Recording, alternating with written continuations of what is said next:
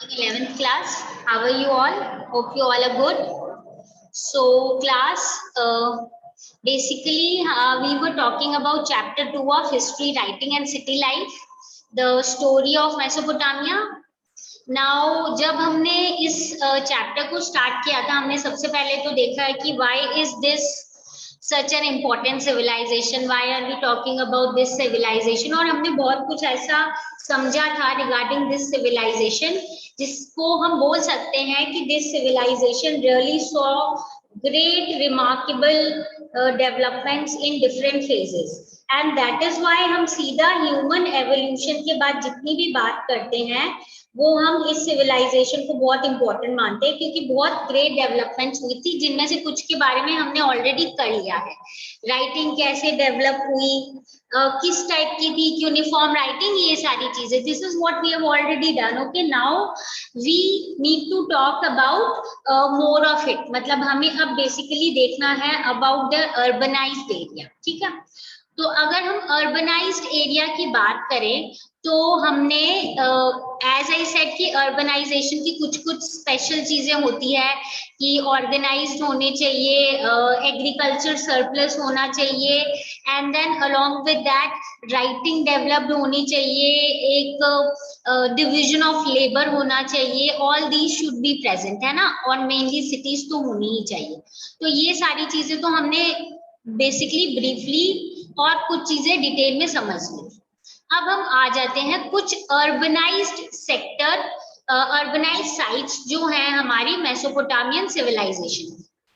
सो अगर इसी को हम अच्छे से देखें, सबसे पहली चीज तो 3 types of cities developed in Mesopotamia. ठीक है, या तो cities around the temples develop हुए थे, या फिर अराउंड द ट्रेड सेंटर, या फिर इंपीरियल सिटीज। सो मेनली जो सिटीज जिनके बारे में हम पढ़ेंगे और बार बार जिनके नाम आ भी चुके हैं, we have seen that these are the name of the cities which often come across in front of us in our books, Uruk, Ur, Mari और निनेवा। ठीक है, तो उरुक जो है वो एक्चुअली में बेसिकली एक टेम्पल के अराउंड डेवलप हुए थे, और ट्रेड के कारण हम देखेंगे मारिब डेवलप हुआ, बाद में इंपीरियल सिटी हो गया, देन उर भी ट्रेड के इंपॉर्टेंस के कारण समवेयर इंपॉर्टेंट था। तो टू स्टार्ट विद सबसे पहले हम बात करते हैं व्हेन, जब हमने फर्स्ट बोला कि सिटीज जो है वो टेम्पल के अराउंड डेवलप हो रही थी। ठीक है, तो because cities were developing around temples, what else can be notice है। ठीक है, और कैसे टेम्पल का डेवलपमेंट हुआ, that is also what we should know. So around 5000 BCE settlements जो है they had begin to develop in southern Mesopotamia. यानी सबसे पहले हमने वैसे भी पढ़ा था कि सदर्न मेसोपोटामिया के अराउंड ही मेन डेवलपमेंट या मेन अर्बनाइजेशन हुई।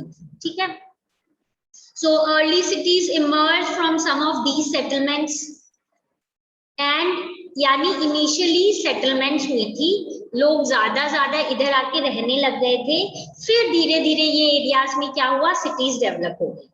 These were of various kinds, those that gradually developed around the temples. Okay, जो टेम्पल्स के अराउंड डेवलप हुए हैं वो वाले सिटीज थे। देन हमने पढ़ा है cities of centres of trade और इंपीरियल सिटीज। सो हम इन्हीं को डिस्कस कर लेते हैं। सबसे पहले अगर हम टेम्पल्स की बात करें तो जो एकदम अर्ली सेटलर्स थे, जो सबसे फर्स्ट सेट जिन्होंने किए थे टेम्पल्स, उन्होंने इनिशियली जो टेम्पल्स बिल्डअप किए थे स्मॉल श्राइन जैसे थे, स्मॉल स्ट्रक्चर्स जैसे थे, अनबेक्ड ब्रिक्स के थे। बेक्ड ब्रिक्स क्या होते हैं हमें पता है, जिनको ऑब्वियसली उस समय सन में बेक किया जाता था। ओके, सो वो बेक्ड ब्रिक से बने हुए होते थे, एंड देन सॉरी अनबेक्ड थे, यानी बेक जो सन वाले थे ना वो हम देखेंगे सन से बेक करते थे, जो वो बाद में आएंगे। अभी इनिशियल टर्म्स में जो इनके जितने भी ये टेम्पल्स इन्होंने सेटअप किए थे वो वी कैन से दैट ऐसे माना जाता था कि they are the residence of various gods, और इसीलिए इनिशियली स्मॉल हाउस जैसे स्मॉल श्राइन्स जैसे स्ट्रक्चर होते थे ये, and these were made of unbaked bricks. Temples जो हैं उनको माना जाता था that it is the place where god lives actually, है ना। सो इसीलिए हम ये देखेंगे कि अलग अलग गॉड्स जिनको उस टाइम पे माना जाता था, they included moon god Urke, then we had Inanna the goddess of love and war, ठीक है। सो अगेन हम देखेंगे कि गॉड्स भी जनरली कौन से बिलीव किए जाते थे, जैसे कि नेचर से रिलेटेड, जैसे सन गॉड, मून गॉड, ठीक है। एंड देन उस समय धीरे धीरे हम देखेंगे वॉर इंपॉर्टेंट हो रहा था एंड पीस के लिए लव से रिलेटेड। तो जो इनाना है वो थे गॉडेस, वो थी goddess of love and war, ठीक है। ऐसे टाइप के गॉड्स पे वो बिलीव करते थे एंड इनको उन छोटे छोटे टेम्पल्स में ऐसा माना जाता था this is the residence of these gods. अब कंस्ट्रक्टेड इन ब्रिक्स, अब ये टेम्पल्स जो है धीरे धीरे लार्ज होते गए, जिनमें बहुत सारे रूम्स होने लग गए और एक बीच में ओपन कोर्टयार्ड होता था, यानी एक बीच में बहुत बड़ी खाली स्पेस होती थी और उसके अराउंड क्या होते थे, बहुत सारे रूम्स होते थे। और ऐसे लगता था कि अब धीरे धीरे क्या हो रहा है, उसको टेम्पल्स को इम्पोर्टेंस देके उनको बड़ा बनाया जाए, ठीक है। और इसीलिए हम बोलेंगे इनिशियली जो डेवलपमेंट हो रही थी उससे ऐसा नहीं है कि वो उसको हमने ये तो बोला रेजिडेंस ऑफ गॉड, पर नॉर्मल इंसान का रेजिडेंस जैसा होता है वैसा नहीं मानते थे। Obviously it is the residence of God, तो कुछ तो उसमें अलग होना चाहिए, स्पेशल होना चाहिए, ठीक है। तो ऑर्डिनरी हाउसेस जैसे नहीं थे, ठीक है, because simply they were the house of या residence of god, so obviously they need to be special. But temples always had their outer walls going in and out at regular intervals, which no ordinary buildings ever had. यानी उनमें क्या था कि walls इस तरीके से बनी हुई थी कि एक वॉल अंदर की साइड जा रही है, then somebody at regular interval उसी से कनेक्टेड है कि आप बाहर निकल सकते हो, एक और है जहां से आप अंदर जा सकते हो मंदिर के, उसके बाद आप वापस बाहर आ सकते हो। सो ये एक स्पेशल स्ट्रक्चर था किस चीज का, वहां के जो temples थे। So obviously we know so that people could easily enter from one side and then exit. So there were you can say walls were constructed where the walls were going in and out at regular intervals. Now the god was the focus of worship. God कौन थे, focus of worship थे। हमें पता है obviously God को ही हम worship करते हैं। and अब इनके भी ये जो पूरी आइडिया है of worshipping a God had developed to a fuller you can say transition, जिसमें अब ये गॉड को बिलीव करते हैं, गॉड का रेजिडेंस है कॉल्ड एज टेम्पल, और वहां पे ये लोग क्या करते हैं, गॉड की वर्शिप करते हैं। अब क्योंकि वो फोकस थे इसीलिए लोग उनके लिए ग्रेन्स, कर्ड, फिशेस लाते थे, ठीक है। यू मस्ट बी नोइंग, जैसे people generally tend, this is a kind of system that we believe in many religion, that whenever you go to a worshipping centre आप कुछ ना कुछ लेके जाते हो for donation and the other purposes, है ना। तो ये लोग भी क्या करते थे, ये लोग भी अलग अलग चीजें लेके आते थे to donate in the temple, जिसमें ग्रेन्स होती थी, कर्ड, फिशेस। एंड हम ये देखते हैं कि जो अर्ली टेम्पल्स हैं उनमें फिश के बोन्स के लेयर्स मिले हैं हमें, सो क्लियरली सजेस्टिंग कि lot of fish was being served या was donated in the temples. अब और धीरे धीरे क्या डेवलपमेंट हुई, god was now also the theoretical owner of agriculture, fields, fisheries and the herds of the locals. What do we mean by this? We mean that अब इस time period में क्या हुआ कि गॉड धीरे धीरे इतने इंपॉर्टेंट हो गए और ऐसा माना जाने लग गया कि जितनी भी प्रॉपर्टी है, जितनी भी इकोनॉमिकल चीजें हैं, चाहे वो एग्रीकल्चर फील्ड हो, चाहे वो फिशरीज हो, चाहे वो हर्ड्स हो, चाहे उनसे रिलेटेड कोई भी चीजें जो प्रोड्यूस होती हो, ये सारी की सारी क्या थी, ये सारी की सारी were the property of God, ठीक है। थ्योरेटिकली ऐसे बोलना कि सारी चीजें जितनी भी है यहाँ पे सामने अपने को क्लियरली विजिबल है, ये सारी की सारी क्या है, all of them are actually owned by god. Now इसी से रिलेटेड अगर हम आगे देखें कि धीरे धीरे क्या हुआ, ये जो सेंटर है टेम्पल जो कि एक वर्शिपिंग सेंटर था, वो धीरे धीरे एक इकोनॉमिक सेंटर बन गया था, एक इम्पोर्टेंट इकोनॉमिक सेंटर बन गया था। Okay, how did this take place, ये भी हम देखते हैं। नाउ यहाँ पे हम देखेंगे कि अब जितना भी प्रोड्यूस होती थी उसकी जो प्रोसेसिंग होती थी, ठीक है, चाहे ऑयल प्रेसिंग ताकि ऑयल प्रोड्यूस किया जाए, ग्रेन की ग्राइंडिंग, स्पिनिंग या वीविंग, जो वुलन क्लोथ्स है या spinning of any kind of cloth, ये सारे के सारे क्या टेम्पल्स के अराउंड ही होने लगे। तो यानी हमें क्लियरली यहाँ से क्या पता चलता है, हमें क्लियरली यही चीज पता चलती है यहाँ सिंपली अगर हम देखें कि धीरे धीरे एक वर्शिपिंग प्लेस से ये क्या बन गया था, धीरे धीरे एक वर्शिपिंग प्लेस से ये it had turned into a economic centre. यहाँ पे ऑर्गेनाइज की जाती थी प्रोडक्शन। अगर आपको सपोज मार्केट में बेचने के लिए या सिर्फ अपने रिक्वायरमेंट के लिए प्रोड्यूस कर रहे हो तब तो कोई बात नहीं, पर above if you are producing more than what is required in your household, तो वो सारा ऑर्गेनाइज कहाँ होता था, टेम्पल के अराउंड ही होता था, टेम्पल में ही होता था। एम्प्लॉयर्स जो होते थे of merchants, keeper of return records and मतलब रिटर्न रिकॉर्ड्स में ये होता था कि कैसे चीजें डिस्ट्रीब्यूट हो रही हैं, जो ग्रेन्स है वो कैसे अलग अलग जगह किसको दिए जा रहे हैं, जो प्लो एनिमल्स हैं किसके पास कितने हैं, क्या किनकी रिस्पॉन्सिबिलिटीज है, ब्रेड, बियर, फिश, ये सारी की सारी एक्टिविटीज जो है ये ऑर्गेनाइज मतलब इनका प्रोडक्शन और मैनेजमेंट कहाँ ऑर्गेनाइज होने लग गया, अराउंड द टेम्पल। और इसीलिए धीरे धीरे एक मेन अर्बन इंस्टीट्यूशन बन गया temple, and slowly and gradually इसके अराउंड जब इतना सारा इकोनॉमिक काम हो रहा है तो ऑब्वियसली लोग जो है वो रहेंगे भी इसके आसपास ही।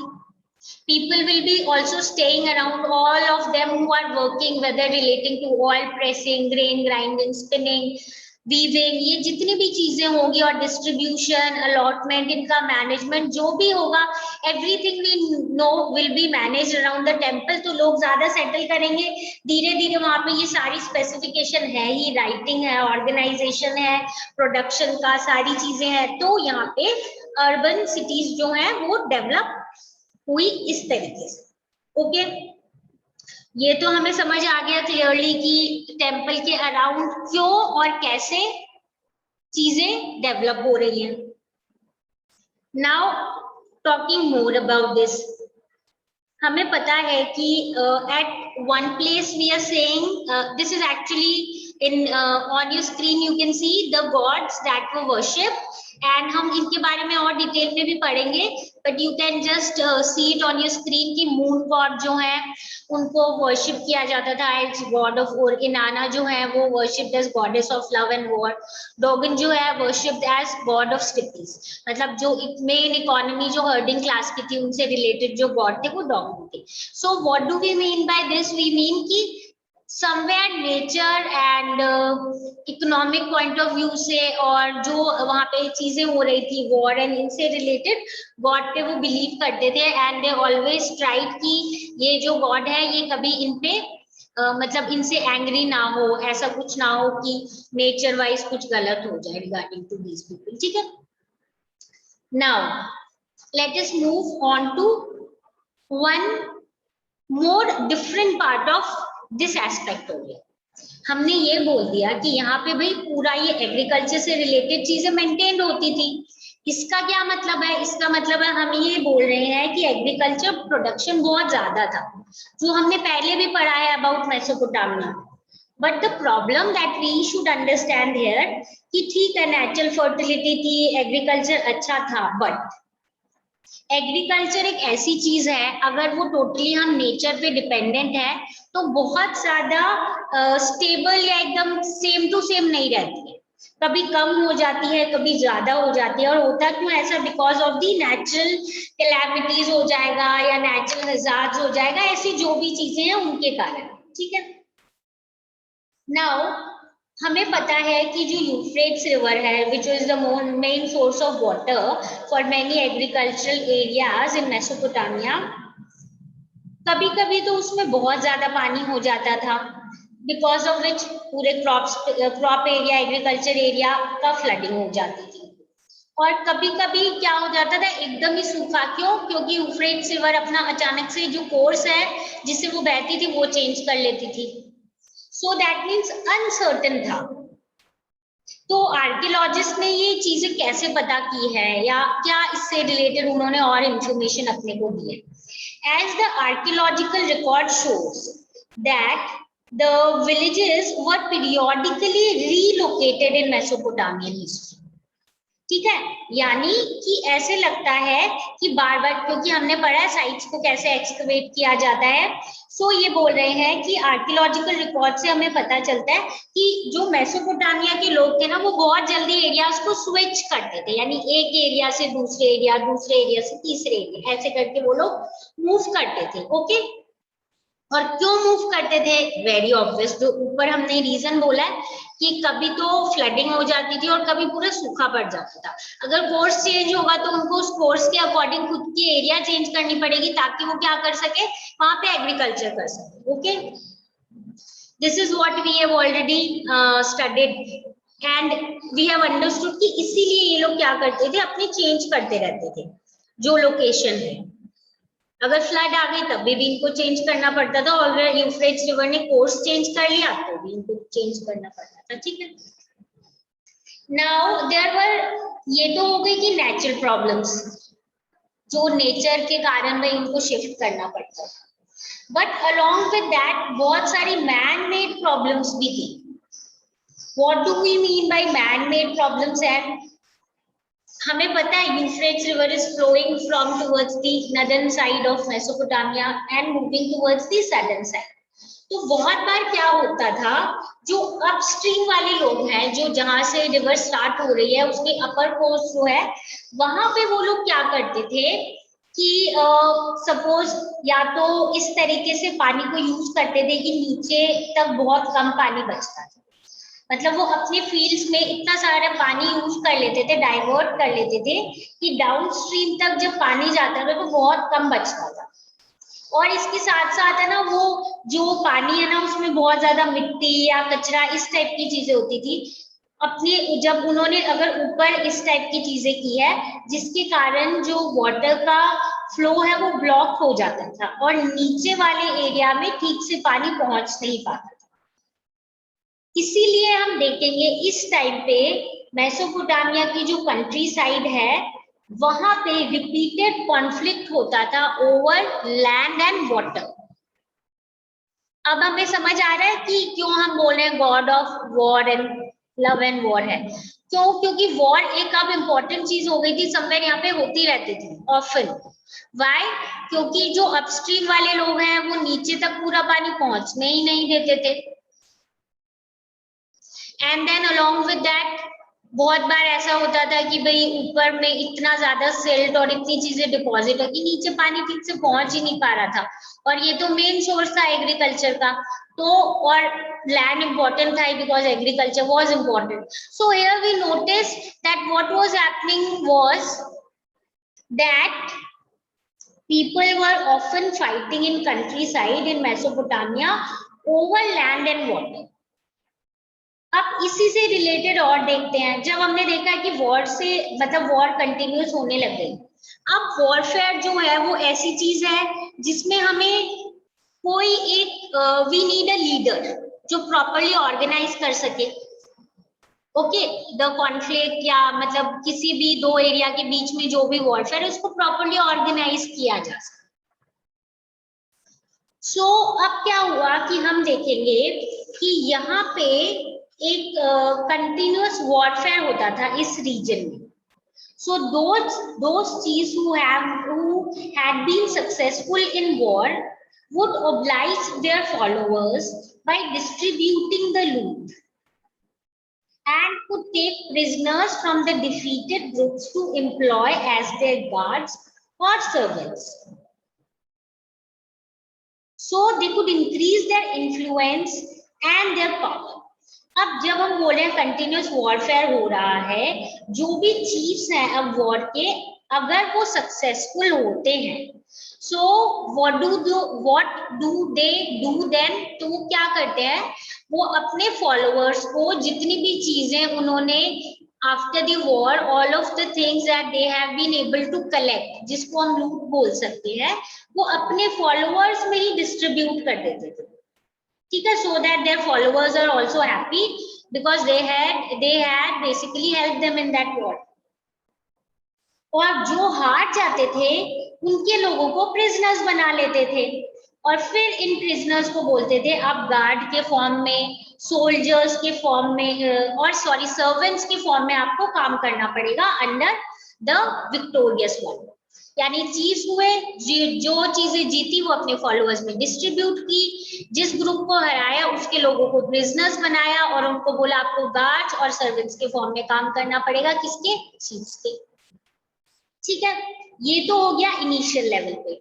जैसे जैसे ये देखा इन्होंने कि इनका पावर बढ़ रहा है, कुछ चीफ्स है जो जीतते रहे तो उनके पास सर्वेंट्स बहुत हो गए, उनके पास गार्ड्स बहुत हो गए और वो इस तरीके से दिखा रहे हैं कि we are becoming more powerful. और टर्म है क्लाउड। क्लाउड का मतलब क्या होता है, जब हम when we are victorious to something या हम सही होते हैं तो हम क्या करते हैं, we hit our hand on something very with lot of force, दिखाने के लिए कि yes we have done it, है ना।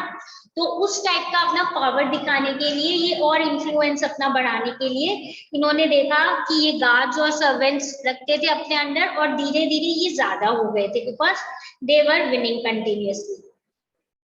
सो ऐसे जो वॉर लीडर्स है ऑब्वियसली कुछ जो है जो पावरफुल हैं, बट कुछ हैं जो एक वॉर में जीते हैं दूसरे वॉर में नहीं जीतेंगे, है ना।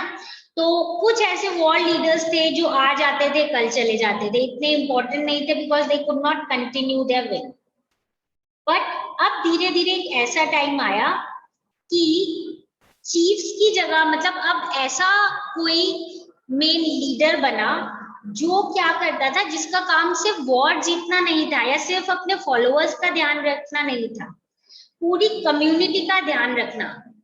ठीक है, यानी धीरे धीरे ये एक एडमिनिस्ट्रेटिव टाइप के सिस्टम में आ रहे थे क्योंकि जो लीडर अब बन रहे थे वो कोशिश कर रहे थे कि हम पूरी कम्युनिटी के वेलफेयर की चीज देखें, हम नए नए इंस्टीट्यूशंस बनाए जिसमें सारी चीजें अच्छे से मैनेज हो रही हो, अच्छे अच्छे मतलब पूरा ऑर्गेनाइजेशन हो और प्रैक्टिसेस जो भी है, चाहे वो इकोनॉमिक प्रैक्टिसेस हो चाहे वो और कोई जैसे भी सोसाइटी को चलना हो, वो अच्छे से मैनेज हो पाए। यानी धीरे धीरे अब हम देख रहे हैं एडमिनिस्ट्रेटिव सिस्टम डेवलप हो रहा है और धीरे धीरे कैसे किंग और ये सारी चीजें डेवलप हो। धीरे धीरे ये जो चीफ्स थे जो वैसे भी पावरफुल हो रहे थे, इन्होंने अब क्या किया, अपनी पावर को और बढ़ाने के लिए और खुद को मोर इम्पोर्टेंट दिखाने के लिए गॉड्स को अब ये लोग चीजें डोनेट करना, इन्होंने चैरिटी करना शुरू कर दिया। गॉड्स को कैसे करेंगे, ऑब्वियसली जो टेम्पल है कम्युनिटी टेम्पल उसको ये बहुत इन्वेस्ट करके दूर दूर से चीजें मंगवा के उसको ब्यूटिफाई करने लग गए। ठीक है, तो उसको ब्यूटिफाई करेंगे तो समवेयर इससे ये पता चलता था कि वो जो भी चीफ है उसका कितना पावर है, कितना इन्फ्लुएंस है। ठीक है, सो हेयर वी सी कि वो ब्यूटिफिकेशन और भाई गॉड को एक तरीके से डोनेट करने के लिए क्या करते थे, फाइन स्टोन्स मेटल्स वगैरह जो है दूर दूर से मंगवा के और टेम्पल्स में डोनेट करते थे। ठीक है, और पूरा हमें ये तो पता है कि ऑर्गेनाइज होती थी सारी चीजें जो भी है उनको अराउंड दी टेम्पल। अब टेम्पल में जितना भी वेल्थ कलेक्ट होता था उसको बहुत एफिशिएंटली वो क्या करते थे, मैनेज करते थे, ऑर्गेनाइज करते थे कि कितना वेल्थ आया है टेम्पल में, कितना वेल्थ बाहर गया है, all the sort of things.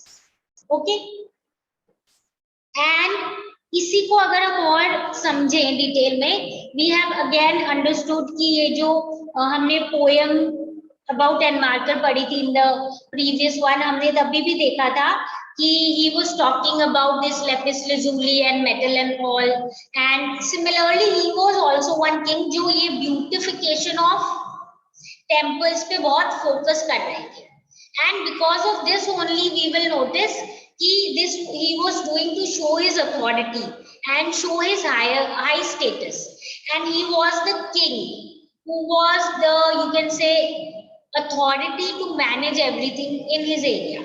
तो ऐसे करके चीफ से धीरे धीरे कैसे किंग डेवलप हुए जो अपने पूरे एरिया को भी मैनेज कर रहे हैं और अपने एरिया को मैनेज करने के साथ साथ और क्या कर रहे हैं, वो they are also trying to show that yes, they are powerful by donating a lot of wealth to the temple and beautifying their temple so that people know that he is really a good leader and a very powerful leader.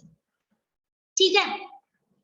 So this is how we see कि पहले हमने देखा temple के around कैसे लोग powerful हो रहे हैं, फिर हमने देखा कि यहाँ पे ही ये वॉरफेयर वगैरह क्या रीजन थे इसके, और धीरे धीरे ये चीफ से कैसे जो पूरा अथॉरिटी है of a king is developed. Okay, so this is it for today class. So whatever we have done today, I suppose is clear to you. If you have any doubt regarding whatever we have done, feel free to ask and we'll discuss and solve the problem. So now we will meet in the next class.